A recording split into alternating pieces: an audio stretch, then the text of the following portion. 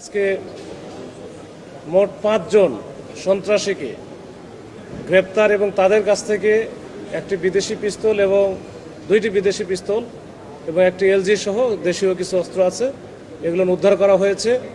এর মধ্যে উল্লেখযোগ্য হলো যে রাউজান এলাকার এবং তথা চট্টগ্রাম অঞ্চলের অন্যতম শীর্ষ সন্ত্রাসী রায়হানীর কিলিং স্কোয়াডের যে প্রধান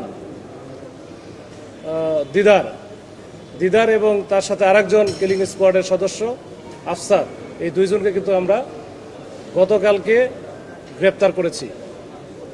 এটা নিয়েই মূলত আমাদের আজকের এই প্রেস ব্রিফিংয়ের আয়োজন। এর সাথে আরও 2টা ঘটনা আছে। একটা হচ্ছে হাটহাজারী থানা এলাকায় গত 10 তারিখে জুলাইয়ের 10 তারিখে একজনকে নৃশংসভাবে কুপিয়ে এবং গুলি করে হত্যা করা হয় নুরুল আজিম নামে, সেটার বিষয়ে আমরা কথা বলবো। আর সর্বশেষ জোরারগঞ্জের একটা ঘটনা আছে, যেখানে একজনকে হত্যার উদ্দেশ্যে গুরুতরভাবে কুপিয়ে জখম করা হয় এবং সেখান থেকে আমরা একটি পিস্তল উদ্ধার করি। তো এই 3টা বিষয় নিয়ে মূলত আমরা একটু ছোট করে বলবো। প্রথমেই আমি রাউজান এলাকার যে আলোচিত যুবদল নেতা মাসুদ চৌধুরীকে হত্যা করা হয়েছিল গত 14 জুন।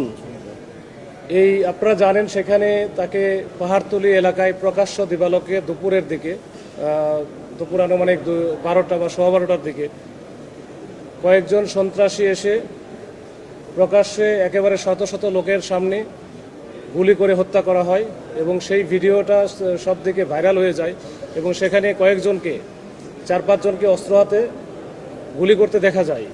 সেই অস্ত্র হাতে যাদের গুলি করতে দেখা যায়, এদের মধ্যে 2 জন ছিল এই দিদার এবং আফসার, যাদের হাতে একজনের হাতে পিস্তল ছিল আর একজনের হাতে এলএমজি টাইপের ছিল। তো এই 2 জনকে কিন্তু আমরা আজকে গ্রেপ্তার করেছি। এই দিদারের নামে মামলা আছে, প্রায় 13টার মতো মামলা আছে।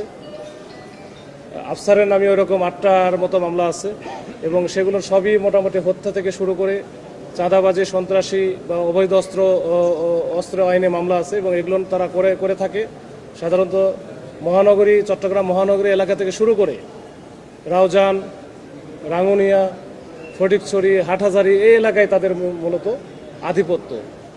তো এই 2 জনকে আমরা গতকালকেই সীতাকুণ্ড এলাকার যে শীতলপুর নামক জায়গা আছে, ওইখানে আমরা চেকপোস্ট বসিয়ে এই 2 জনকে গ্রেপ্তার করেছি এবং তাদের আগে আরও অন্য আরেকটা গাড়িতে হয়তো আরও অন্য সন্ত্রাসীরা ছিল, তাদেরকে আমরা আসলে একটা ধরতে গিয়ে আরেকটা আমরা মিস করে ফেলেছি এবং তাদের বিরুদ্ধে ধারাবাহিকভাবে অভিযান চলছে, এখনও চলছে এবং চলবে।